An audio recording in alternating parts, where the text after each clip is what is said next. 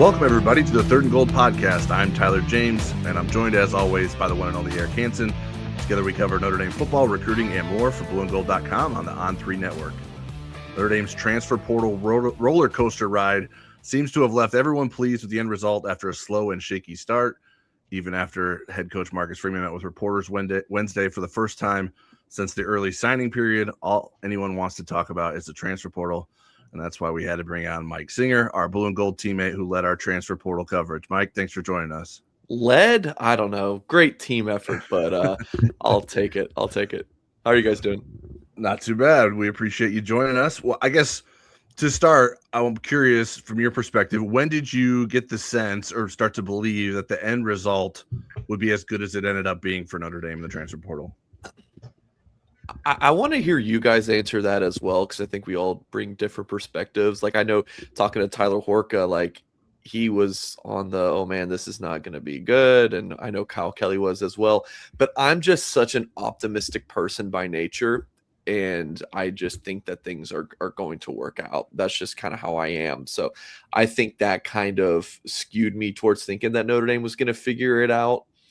But all those Monday cancellations didn't look good for sure. But what people need to understand is that some of them were Notre Dame driven, right? Like Brady Foley, the Tulsa tight end, who I think ended up at Louisville. Notre Dame canceled that one. They decided they didn't want to put those resources on another tight end, which I agreed with. I didn't think they needed another tight end, just like I didn't think they needed another running back. And, it doesn't appear like that Notre Dame's going to take one. The kid who ended up transferring to Oregon State, the quarterback from Mercer, Braden Atkinson, Notre Dame could have had him, but opted to not. The Michigan State defensive end, Jalen Thompson, Notre Dame decided to not move on him. So they could have gotten some of those guys. It was just an optics thing that made it look bad, that like, oh, you brought in these guys on the Monday night and they visit on Tuesday and you didn't get any of them. That just made it look bad. The other part about this is there were misses. The Texas Tech defensive lineman, the Penn State defensive lineman that they wanted. There definitely were some guys that they missed. But I think what we need to train people to understand with the transfer portal is that it's not high school recruiting. Like in high school recruiting, you have your targets you offer early and that you bring in for visits, and you really want those guys. And if you don't get them, well, then you go after new players. In the portal, it's completely different. The guys in Notre Dame ended up getting, none of them entered the portal on January 2nd when it opened. Like the guys who are in the portal right away are not necessarily the best and top options, because maybe a week goes by and better options come available. So it's just something that we kind of have to retrain ourselves. But I guess a long way to answer your question, Tyler, like I always believed, but I was there with some of you guys about like, yeah, I'm nervous early on, but I think that it was always going to work itself out. For me, it was Wednesday of before they had their first commitment, after the first few days that the portal had been open. So it had been open almost a whole week. And I got an indication that I believed that there was a method to the madness. And then I started finding out how this portal cycle was different than others. I think that a lot of fans and media believe that, well, you don't contact people and they don't contact you until the portal's open and they're in the portal. It's not how it works. Most of this is done through third and fourth parties, kind of going back and forth.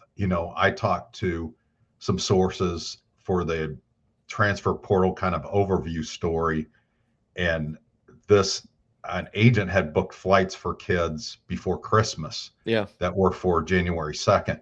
But how Notre Dame was able to do it, it wasn't just them reaching out to people, it was people reaching out to them and wanting to be in. And so I won't use guys that are in the class. I'll use a position that they didn't get.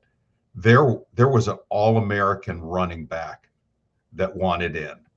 There was another guy that was would have been an All-American had he been healthy all year, that wanted to come to Notre Dame, that they were seeking out Notre Dame. So this is how it works. And then they say, once they seek out Notre Dame, they're like, well, let's work on this before you're even in the portal. That Right. way, when you get in the portal, there's not the competition. Somebody else doesn't try to add a $300,000 price tag to that same player by offering him sight unseen.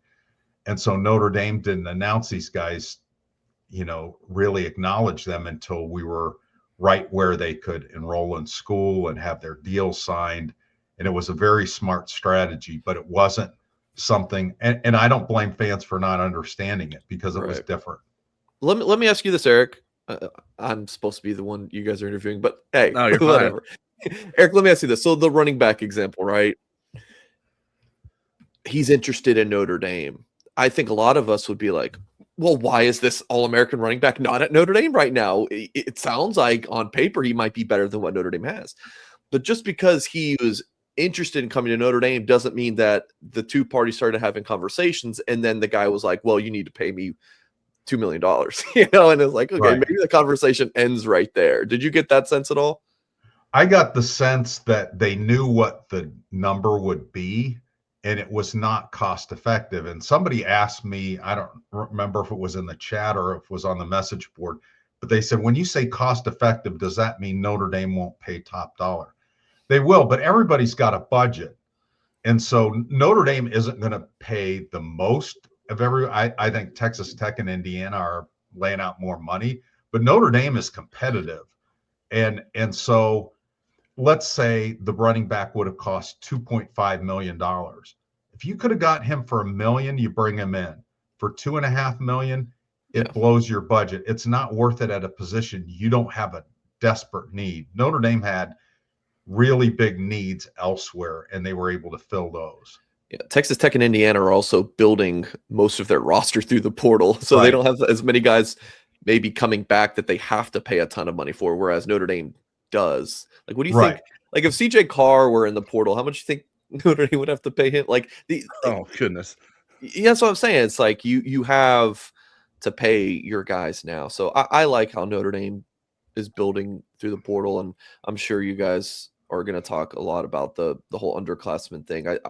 There's just so much reason to be excited for the future of Notre Dame football with Marcus Freeman. And now you can bring in underclassmen like that. That is probably, Eric, one of the most important and most impactful developments in Notre Dame football in a while, that Notre Dame can do that. It opens the door for so much. We talked about that in our show on Wednesday night as well. Right. And I'm going to let Tyler jump in on that because he did that story and did a lot of the deep research and stuff. What I will say is Marcus really did emphasize this in the press conference the other day. Retention was number one. They wanted the guys that they felt like they needed to have. They committed to that. And then you built around that. But Tyler, you did the story on the shifting priorities, or not shifting priorities, the shifting standards. I mean, I was talking to a source today, and this was in the works for months, but share with us what you found out in your story. Yeah, and it kind of aligns with when I start to feel like, oh, maybe this is going to work out for Notre Dame, this portal. If they're going to be able to take a Mylan Graham and a Quincy Porter, like when those names popped up, I was like, okay, that's cool that they're interested in that, but that doesn't seem like, based on what we've covered in transfer portal past, those don't seem like guys that are going to end up on Notre Dame's roster. And that the opposite of that happened. And Notre Dame has been willing and able to make these undergraduate transfers work. The research that I did under Marcus Freeman, since he's been head coach, the previous off seasons, Notre Dame added 35 transfers, and all but 3 of those were undergraduate transfers. And this transfer class has 5 or 6. I think it depends on who's actually an undergrad. I think we're working to figure out who's in school, who hasn't graduated, all that stuff. It could be 6 or 7. I mean, there's 6, 7. There's details we're still ironing out there, but the change is significant. That Notre Dame's been able to work with admissions, work with its deans within its school to figure out what they can allow in terms of the transfers, the credits transferring over. and making this more realistic to bring in an undergrad who can be on a path to graduate from Notre Dame at some point. And if they can do that, that really changes the equation and what they're looking at for in the transfer portal. Tyler, if you would have asked me 15 days ago before the portal opened or whatever it was, Mike, give me one player in college football who is the least likely to be able to join Notre Dame's football program based on what you know about how they've operated in the portal. I would have said Mylan Graham. The most least Eric, we talk about this all the time. Like if a true sophomore, right? Yeah. Is the most difficult person to get into Notre Dame. And then given Mylan Graham and like how Notre Dame wasn't able to recruit him out of high school, I'll just kind of leave it at that. I would have pointed to Mylan Graham. Notre Dame will not be able to recruit him. Mylan Graham has done really well as a student at Ohio State from my understanding. But that aside, I wouldn't have known that if you would have asked me that a couple weeks ago, but I would have said Mylan Graham. There's just no chance. Right. So now you're able to bring in someone like Mylan Graham. And I would just be so fired up if I were a Fighting Irish fan about this edition specifically, but also what it means for Notre Dame moving forward. And Eric, I know you've talked about before, like what this also means for other sports potentially. Yeah. Like can men's and women's basketball and lacrosse and baseball, can they get in on this too? It'll be really interesting. It's going to be, one of the program that I'm most familiar of those three that I follow the closest is women's basketball, as you know. They're going to have a huge turnover again. Now they're bringing in 5 freshmen, and they'll get Leah Macy back from an injury. But to be able to have this huge pool of possible transfers, not this tiny little sliver, I think is really going to help Niele, because they'll need 1 or 2, and they could be. This is how you retain Hannah Hidalgo for her senior year, is by surrounding her with really good talent. And now they have a better pool to do that with. It won't be Hannah and the freshman, it'll be Hannah, the freshman, and probably a couple good portal players. Mike, I wanted to get your thoughts. Like, I think part of what contributes to the reaction to how the portal started is also the almost impossible job it is for us to report on what Notre Dame is actually trying to do. Yeah.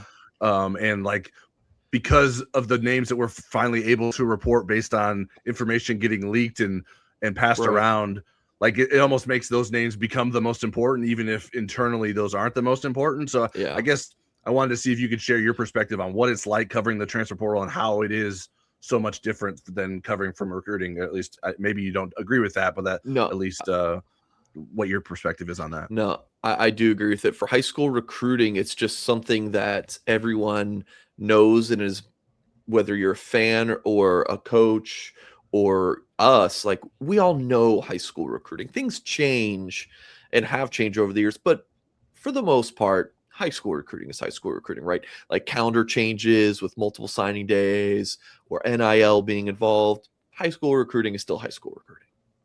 Portal, it's a completely different world from last year to this year. And it sounds like it might become completely different again if they adopt some new calendar or whatever. So there was a lot for all of us to learn. I think Notre Dame had to learn a lot. I think we had to learn a lot.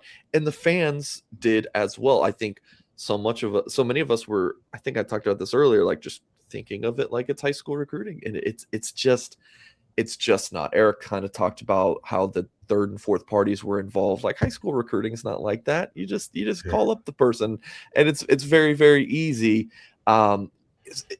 Covering the portal was difficult. Information is harder to get by. It's fairly easy in high school recruiting. There's not as many secrets, these big secrets out there. So also your sources are a lot busier too.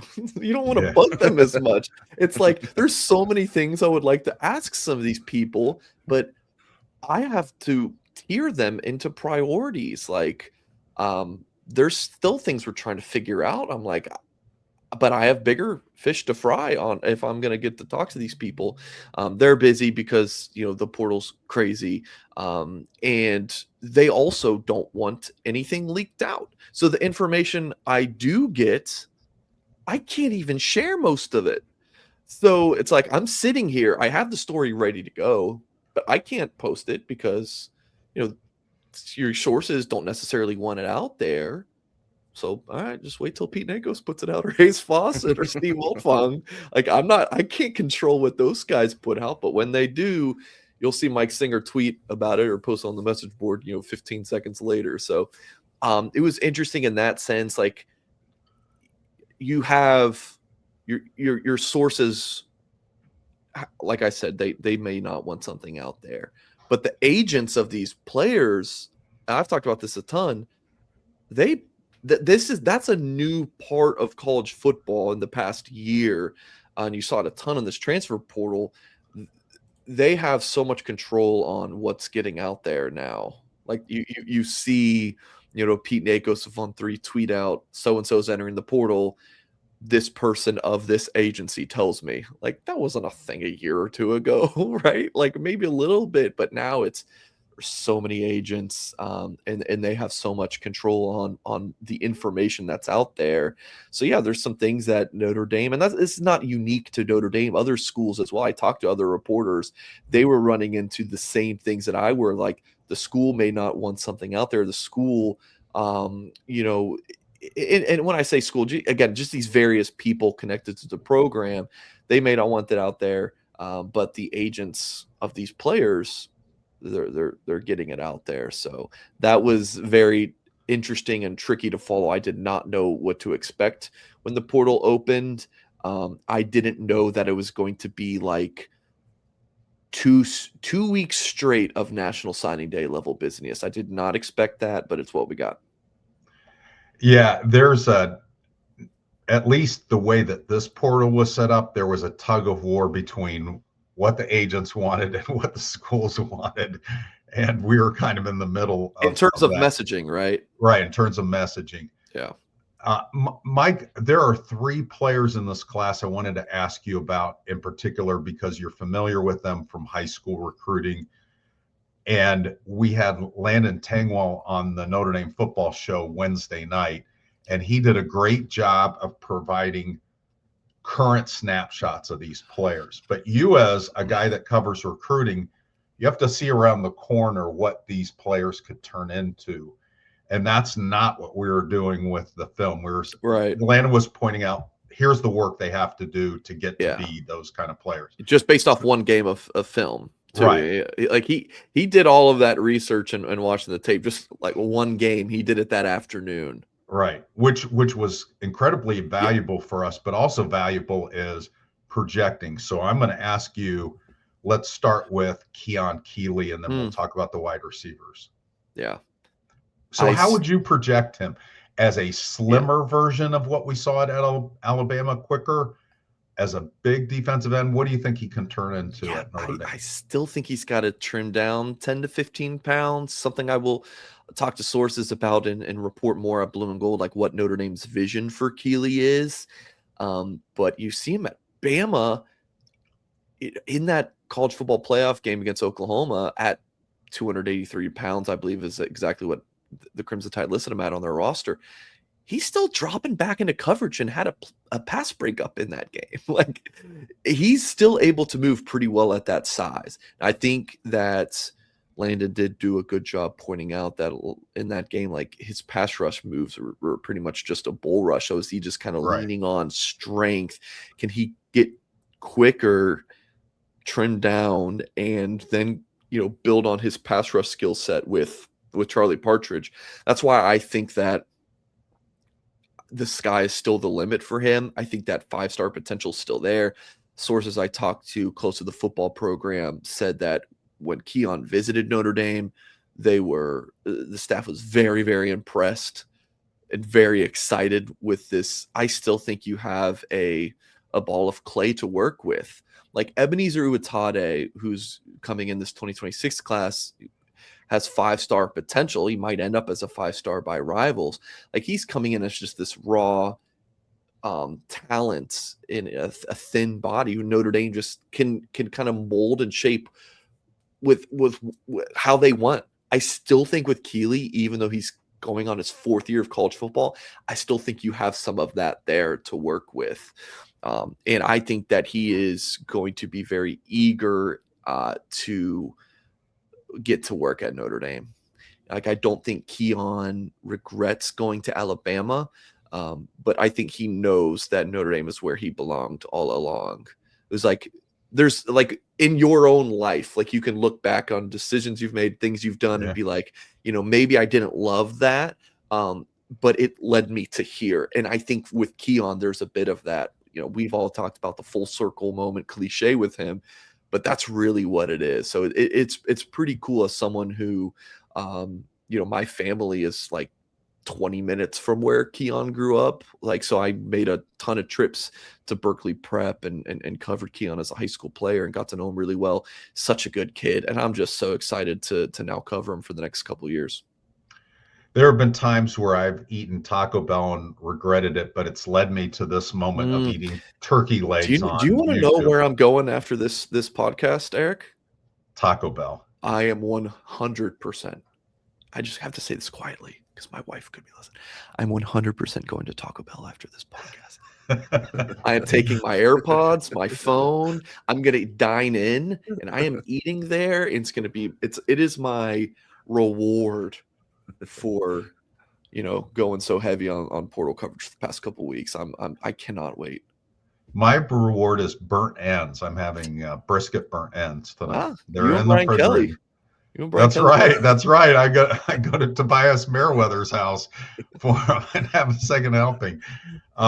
Okay, let's flip it to the receivers because I'm really excited about them. I know there was very little film of them and not a lot of high leverage situations at Ohio State, especially for Porter.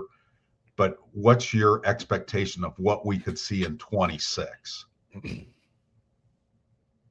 Yeah, I think that they have every opportunity to be starters. I mean, who is Notre Dame really returning at the receiver? Like, let's talk about Porter specifically. Who is his competition at boundary? Let's have a conversation about this, boys. Like Gilbert and Cam Williams, right? I mean, Gilbert had a pretty solid season, right? He cut the touchdown against Miami. Like he showed flashes. Cam Williams has all the talent in the world, but still, Quincy Porter could walk in there and start as a redshirt freshman. He may have started as a redshirt freshman at Ohio State this year. It's very possible. He would have at a lot of places, I think. Yeah, absolutely. Like he is talented. Notre Dame keeps getting these 1-year rentals at boundary receiver.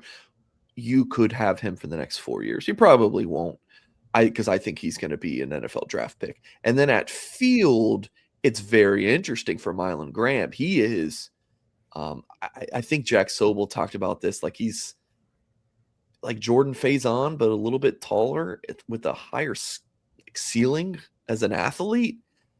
The sky's the limit for him. So you could do different things there. Like, yeah, you could rotate them at field receiver. But could you go more spread offense with CJ Carr at the helm and Faison's played slot? Like, what about just the different possibilities, Eric, with these young and talented wide receivers? I say young. It feels like Greathouse and Faison just got here. I guess they're going to be seniors now, which is crazy. But I think that you could start and primarily play Graham out there to field. So, so much potential, so much excitement, but as Landon did talk about, there's room to improve. Let me just add this before I throw it back to you guys. When Mike Brown was hired as Notre Dame's wide receivers coach, a source had told me that Brown might not be a dynamic recruiter. Now, please don't hear me wrong. I didn't say a bad recruiter, but like a dynamic personality. I don't think that's Mike Brown. Mike Brown is more of a ball coach. He is X's and O's, technician. Like, that's Mike Brown. Does that sound perfect for bringing in Mylan Graham and Quincy Porter, who might be raw as wide receivers? Porter more so than Graham. And some of those clips we watched of Graham, like he did look polished in route running and release, but maybe understanding of different elements of the game he may need to improve on, I think Mike Brown is the perfect position coach for those two guys. I think there's probably some parallels between Mike Brown and Mike Mickens too, because I don't know that Mike Mickens is like this charismatic recruiter, but you see what he's done with recruits on the field. And hey, I want to go play for that guy. He's my path to the NFL. Mickens might be both, honestly. Mickens might be both.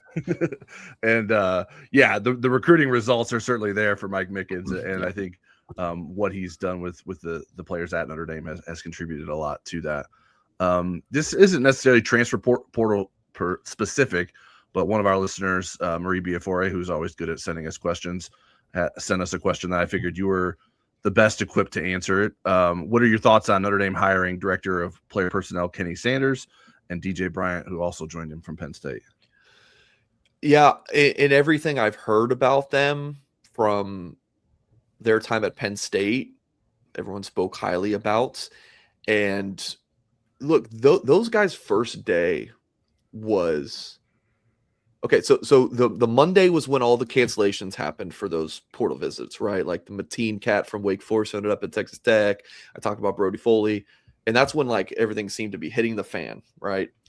And then Tuesday, you did have several visitors. That Wednesday, so just last Wednesday, was their first day. Imagine everything going on at Notre Dame and transfer portal chaos and figuring things out. Hey, welcome DJ Bryant and Kenny Sanders to Notre Dame. This is your like that. I mean, we brought you guys in last, what is it, July? It's like the dog days of summer, kind of easy to get acclimated to blue and gold. Yeah, imagine if it was National Signing Day was your first day, or you know the national championship game last year, that was your first. That's kind of what it was like for those two guys. But I was told by sources around the program that they just hit the ground running. So I thought that was really good to hear. Don't know Bryant's specific role yet, but it'll be, or excuse me, his title. But I'm sure he's just going to be another important part of the recruiting office, and he played in the NFL too. So I think he brings like a unique pedigree for that. And then, yeah, you mentioned Sanders, the DPP. Also hearing he's going to be out on the road recruiting this month, so he's going to add a lot of value. And Notre Dame was down a man all of last year from what I'm told. So they were always going to hire someone to add to the recruiting office. But with Myron Tagovailoa Amosa moving to a non-personnel department role, he's now the director of player development. Notre Dame needed to hire two. So they brought in Bryant and Sanders, and you know, obviously they worked together, and running backs coach Jawan Sider worked with them at Penn State. So, you know, all these guys, you know, having those connections, I think made it pretty easy for the staff and Marcus Freeman to go ahead and make those hires. We're really keeping you over what we asked for you for 20 minutes. So I'll throw out one more from me, and I kind of want to go around the room, and this is not portal related. This is something that happened today, and it's getting a lot of traction on our message board. And that's Marcus Freeman serving as a guest analyst for ESPN College GameDay Monday night before the national championship game. I wonder, let's start with Mike and then Tyler, and then I'll jump in. What are your thoughts on that? Good or bad? Thumbs up, thumbs down? Okay, so the bad of it potentially being ESPN, right? Or the anti-ESPN stuff. Is that kind of what you're alluding to, Eric? Well, yeah, there's people on the board that say, I'm not watching. Why is he doing this? They're going to take advantage of him. You know, he should boycott them and that kind of stuff. Yeah, I think Marcus is probably thinking he's more upset with the committee and how they handled that than ESPN. Like, sure, did ESPN have some different theatrics that we don't all love or whatnot? Sure. But at some point, you just got to be like, it is what it is. ESPN is always going to be the behemoth of sports media broadcasting. So if this benefits Notre Dame by him being on there, would you not do that out of spite? You know, like, I don't know. And it appears his answer is we'll do it. Now, in terms of wow, what an amazing exposure this is for recruits. I'm going to be honest with you. I don't know how many recruits are watching College Game Day. I would have, and I bet my my class did when I was in high school in 2012. But I don't know how many recruits watch College Game Day now. I feel like they're doing other things. They may watch all the clips on social media from it, but I don't know how many are watching it. He's also going to be on at halftime too. And again, maybe they're running to get snacks and go to the bathroom. No, I didn't. I missed that part about the halftime. So I rescind my comment about that. But yeah, the pregame, I don't know how many are watching. But it still is. It's a neat thing, and it's I would say brand building, but Notre Dame and Marcus Freeman are already massive, obviously, but it only helps that. Yeah, I think I agree with Mike that like College Game Day isn't the thing that high schoolers are watching the most, especially high school football recruits. I would say that the national championship game would be the one that they're maybe more likely to watch because, I mean, maybe you're a basketball player and you're not at home and watching that, but I would imagine most of those guys that are interested in college ball will be watching the national championship game. Whereas like on a Saturday, they could be traveling somewhere. So they're not tuning into College Game Day on a Saturday morning. So maybe you're right. Yeah. Maybe because Marcus Freeman's on there, maybe they do want to watch it more now. Yeah. Yeah. And it's like the idea of like, why is he going on ESPN? I mean, weren't we hearing for like a month, like, why isn't Marcus Freeman talking? Why aren't we hearing from Marcus Freeman? And now he's going to be on College Game Day and people are upset that he's on a platform that they don't like. I mean, it's an example. It's like, you literally can't please everyone. Like there's always going to be someone that doesn't like that. Notre Dame isn't going to be able to take down ESPN by Marcus Freeman refusing to go on their shows. Like that's not what's going to happen. This isn't, that's not the best path forward for Notre Dame. And so I don't think that there's any like harm to this. I understand Notre Dame fans might not want to watch ESPN, and that's okay. I don't think he's talking to Notre Dame fans either. Constant, like he's trying to make more Notre Dame fans and make more people want to like Notre Dame. And so I think that he'll be entertaining. It'll be interesting to see if he gives anyone a hard time for things that they've said throughout the season. He says he tunes out the noise, but maybe someone will give him some background on who said what about who going into that appearance. I love it. I think he made a really smart decision, and part of it is because of who Marcus Freeman is. You're going to see his authenticity. You're going to see him create his own narrative. He doesn't need somebody to interpret what he might be thinking, and we saw a lot of that during the time he was quiet between the snub and when he had the press conference yesterday, and a lot of people kind of hijacked the narratives. If my head coach were Pat Narduzzi, and I'm not picking on Pat, but he kind of deserves it, I wouldn't roll him out there. I'd be worried about how he was going to respond to difficult questions. I think Marcus will really finesse it very well. And I'm old enough to feel like sometimes when you hold a grudge, the person you're hurting the most is yourself. Sometimes it's better to be smart than right. And I think Marcus Freeman will do great with this.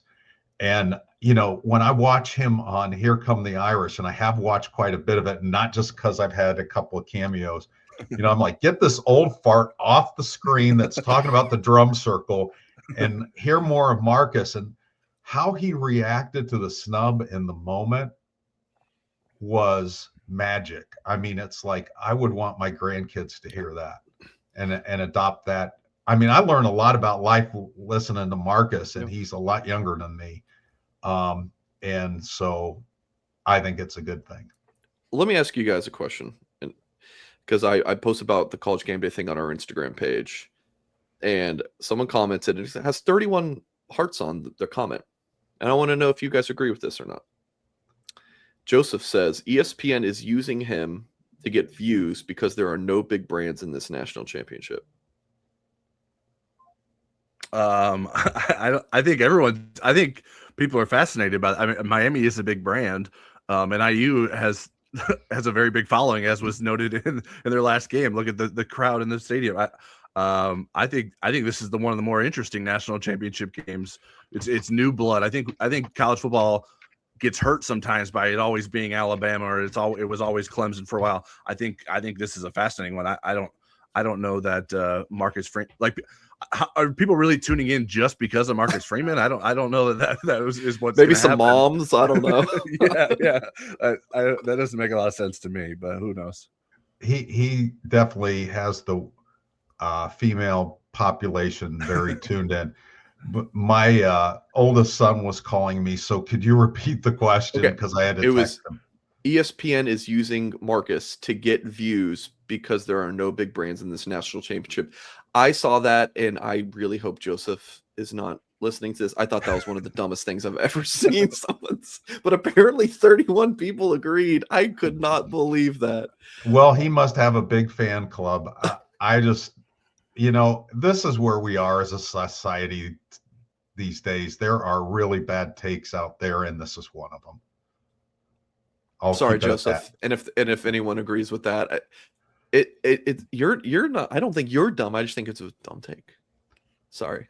That's how I'm gonna sign off by throwing that out here.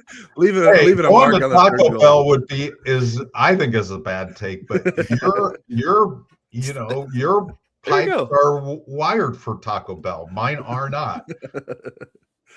Well put. All right, Mike, we really appreciate you taking time to join us today. Great job on all the coverage of the transfer portal, and obviously we'll have plenty more over at blueandgold.com, and we'll have you around here more often. We'll have you on Football Never Sleeps. We'll be joining you over on the Blue and Gold channel. If you guys aren't subscribed there, make sure you do that as well, and you'll hear Mike's voice plenty.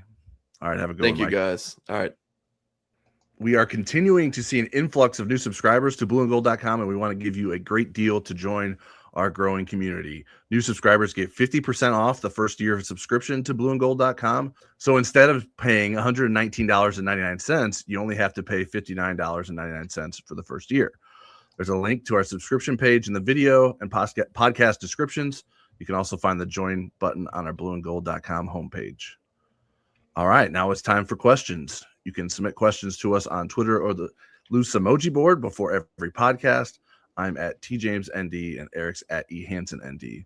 First one I have for us, Eric, is from NDBSC on the loose emoji board. Are we finished in the portal, or are there any other possibilities?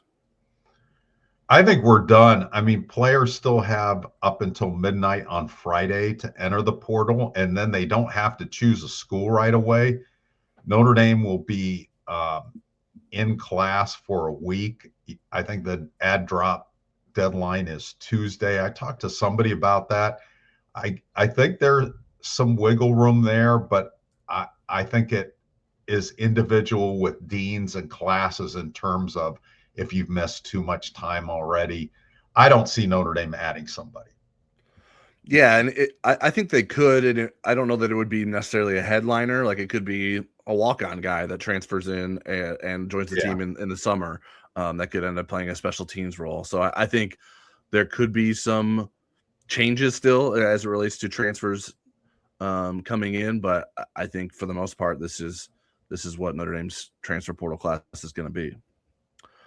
All right, next question is from at Charles W. Wolf. In terms of program portal departures, was the total number about where you expected it? Also, do you see Spencer Porath as a likely starter, a competitor for a role, or a depth piece? I had said 7 or 8. If it's 8, then I was pretty close. No, how about departures? Those are incoming. Departures. Well, again, when you do the math, maybe just a little bit under, because they're at 98 scholarships right now. If Jason Anye gets approved, I think 97. They're right in that area. They're over the 95. That's kind of their target area. So I would have thought there were going to be a few more of the departures. As far as the kicker, I think, you have competition. That's how you get better. And I would expect Spencer Porath to win that competition. He is really good. I think Eric Schmidt will be good someday. I don't think he's at that level, but he could surprise you because he's got a lot of talent. Yeah, I think they recruited Porath expecting him to be able to win the job. But I think it's always a competitive situation if you have two kickers like that, but I think he has the experience.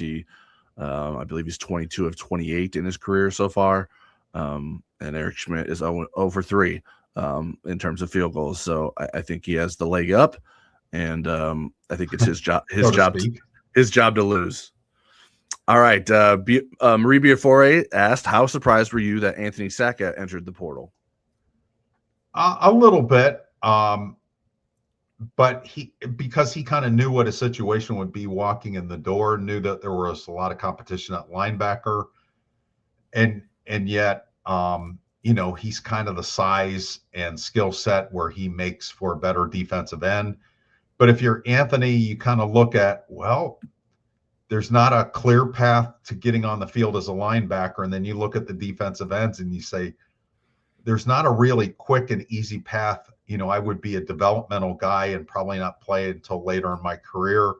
There may be schools that are willing to pay me because he's a pretty high recruit, and I could play linebacker for those schools. And so from that standpoint, I'm not surprised that I knew that there would be interest. It was just whether the Notre Dame degree meant more to him while he was developing. Yeah. I wasn't terribly surprised just because I felt like he was a bit of a tweener in terms of, is he a linebacker? Is he a defensive end? What's his future look like? And maybe what Notre Dame wants him to do isn't what he wants to do. And he feels like he has a different vision for what's ahead of him in terms of his position moving forward. So I think anytime you have guys like that, where there's maybe some uncertainty or it's not exactly clear in terms of what's ahead for them, I think there's always a chance for those kinds of guys to enter the transfer portal. All right, next question, and the next several questions. Beef 2025 came with lots of questions for us over on the Loose Emoji board, and here's our first one. Do you think Freeman will get any blowback from the Notre Dame administration if he follows the current blueprint of processing or turning over the bottom quarter of the roster every year? It might be hard to sell 4 for 40 in graduation rates if Notre Dame tells guys like Dixon, Reef, Solstead, Hulak, etc., that they don't have a spot next year. So I'm assuming Beef is probably closer to my age group than your age group. Tyler, this was a huge deal in the Holtz era. Holtz got in hot water with the AD and the administration because with very few transfers, but transfers period, he got a lot of blowback over retention. And not holding on to those players. The whole grad rate thing for a while has been changed. It's recalculated. When I started in the business and for many years, you could go to Notre Dame, transfer, graduate early at your new school, and develop a cure for cancer, and it would count as a strike against Notre Dame. That is no longer the case, how they process that. I also think, especially when we look at the standards, admission standards for transfers, the administration understands we're in a new era. We're not playing by the same rules, but they still want to sell the 4 for 40. They still want to do well in the graduation rates. It's calculated different, so I do not think there's pressure. The last thing I'll say about this is I don't know that Notre Dame is telling guys, young guys, we don't have a spot for you. I think what they do sometimes is, let's say in the situation of Cree Thomas, for example, there's another school offering life-changing money and there's not a clear path for him. And they say, look, we're not going to tell you, you need to stay with us if you think that's a better opportunity for you. Now, may they, with people that have their degrees that would be coming back for a fifth year, might those guys be shown the door? Yes. But I don't think that they're going to do it with underclassmen. Yeah, and one of the ways they've done it, and this isn't new, is those guys get medical hardships or whatever. They become medical exemptions, and then sometimes those guys stay, sometimes they leave. You look at Aiden Gobira or Tyson Ford; those are guys that were off of the roster but still on scholarship at Notre Dame because of medical reasons. That's an avenue that can be taken advantage of and isn't necessarily new. So I think if you're going to take undergraduate transfers, I think this is all part of the conversation. There's a realization and understanding that you're going to lose undergrad transfers too. So I don't think it's that new of a process. It may be expanding more. But yeah, I can't remember the last time football graduation rates were really like trumpeted in the same way. Like it's just not something that is talked about as much, and obviously still matters. And Notre Dame can point to, hey, these are the guys who stayed at Notre Dame. If you stay at Notre Dame, you will graduate, and that's all they're like, right? Like you can't promise, well, if you leave, you're going to be able to come back and graduate. Like, so I think there's still a way to push your messaging, like, hey, you come here, get an education, graduate, and you're going to be set for life. And I still think you can push that, even if you're going to have examples of guys that didn't stay and didn't graduate. All right, next question from Beef 2025. Any updates on injured guys like Cooper Flanagan and Charles Jagusa? When can Jagusa start building back the upper body strength that he surely lost over the last year? So I've had updates on both of those guys in late December. Flanagan is supposed to be 100% for spring. I still think there's 100% optimism that that's going to happen. Otherwise, I think you would have seen Notre Dame dip into the portal for a tight end. Right. With Charles Jagusa, again, I reported this in late December. There were some complications and additional procedures besides the cleanup in October. And this is from what I have read, with the injury, the humerus injury, which is your upper arm, that it's not uncommon for there to be some nerve damage. And in most cases, it is not permanent nerve damage. And around that time, there was optimism that they finally were seeing progress with that. But nerve repair is very slow, and you can't rush that process. Again, this is from what I've read. This isn't my Ohio State degree talking. I didn't take any of those classes. So, but I do not think that he probably will be ready for spring. I think summer would be a more realistic timeline. And how quickly he can do the upper body stuff, I think, is very much related to how the nerve is healing. I think the bone is not a concern. It's the nerve healing that's the concern at this point. So I just want to make sure we're clear.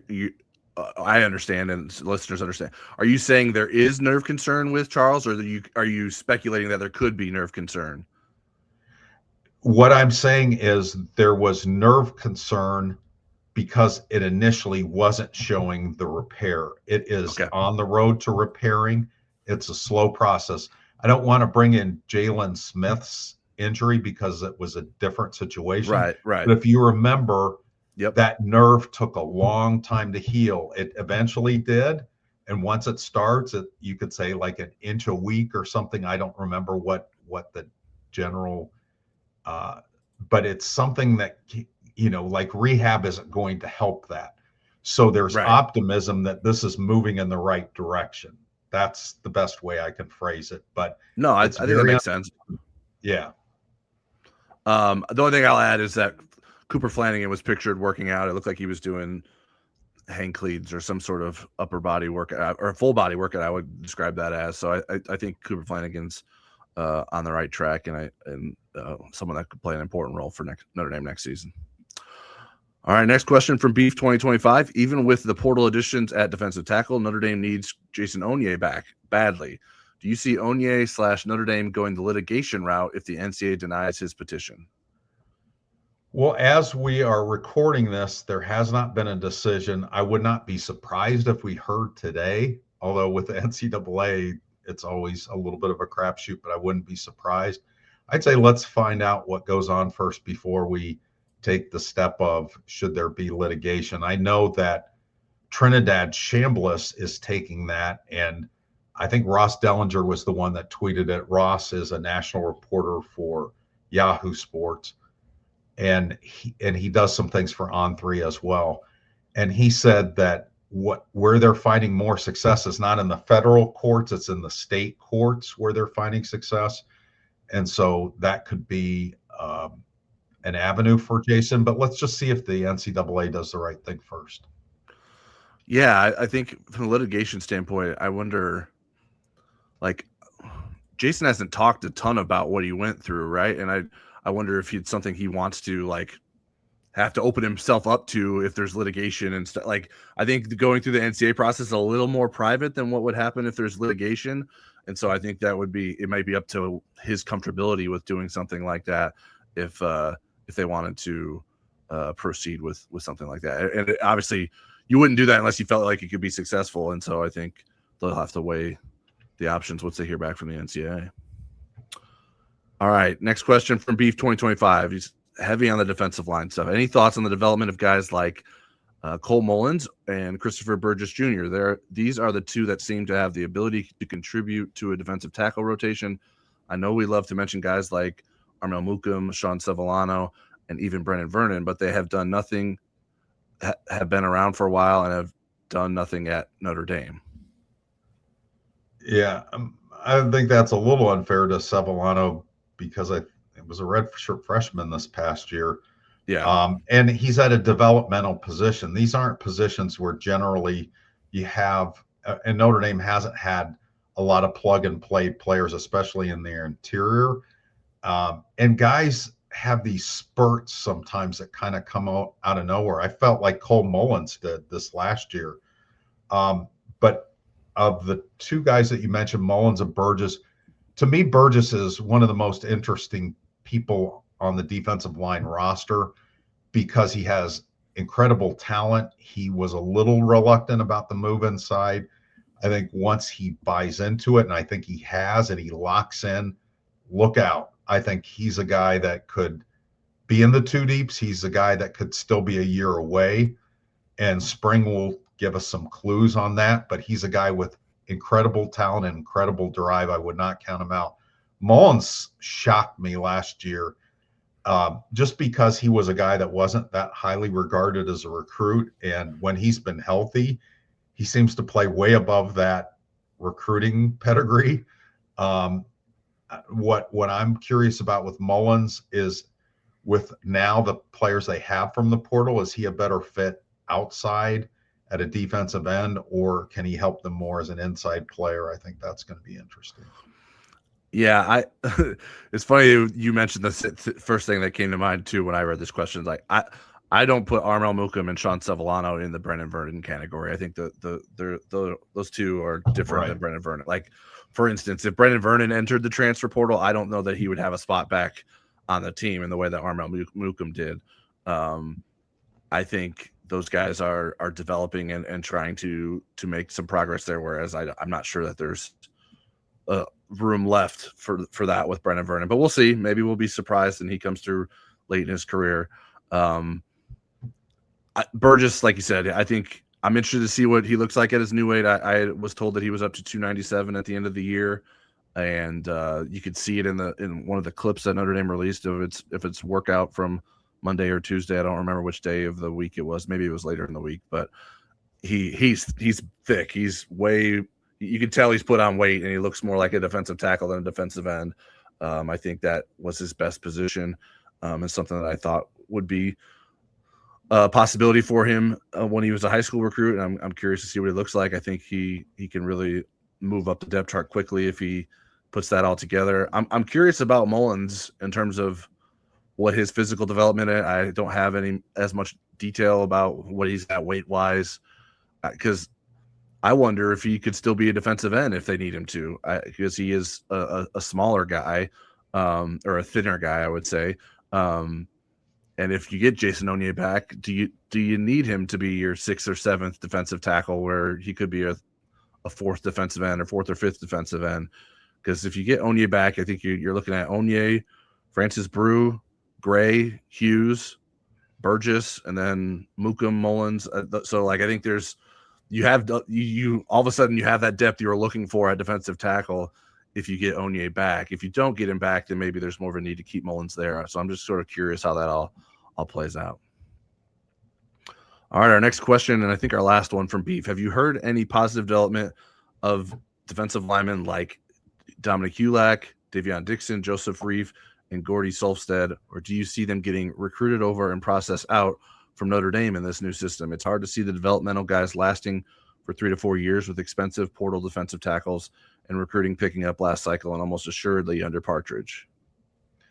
Well, Yeah, I mean, the way that you can, again, Notre Dame doesn't need to just recruit grad transfers. And so when you're getting these guys with multiple years of eligibility, it does change the equation some.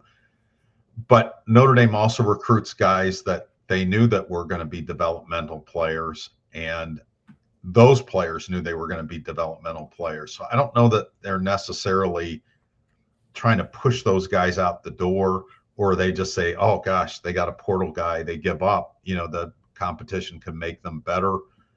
Of those guys, I would say Reef is the guy that's farthest ahead, that there seems to be the closest to getting into a rotation spot. But again, Cole Mullins, when he got healthy, all of a sudden he was a guy that jumped over some people. So I wouldn't sell any of those guys short. I think Solstead had the longest way to go because he had the most change in his body composition that he had to do. He was an outside guy in high school that, was recruited to be a long-term defensive tackle. So I think it's really early to give up on any of those guys. Davion Dixon was injured and missed a lot of training camp and practices. He's healthy now, and from what I've heard, they like him. So I wouldn't give up on him. And again, he's got we used to say that Sean Sevillano and Davion Dixon had different body types than everybody. I guess Tion Gray you could put in that category, although he's taller than them. But yeah, they're the guys that are way over 300. Yeah, I it's certainly too early to write them off. I don't think it's a coincidence that Reef may be the furthest ahead when all those other guys have dealt with injury issues. Solstead had a knee injury that wiped out his senior season of high school. Hulak had a knee injury last season that wasn't reported by Notre Dame, but I know that he did miss time because of a knee injury. Dixon had the injuries that you mentioned. And so I think there's plenty of time for them to still develop. I don't know that Notre Dame has recruited so many guys that are going to come in and be automatically ahead of them on the roster. Yes, I think some of these transfer portal guys will be, but I don't know that it's a guarantee that Ebenezer Iwatade, who I think is a developmental high ceiling defensive end, is necessarily going to jump Dominic Hulak right away on the depth chart. So I think there's still time to sort out what their futures are. And I think that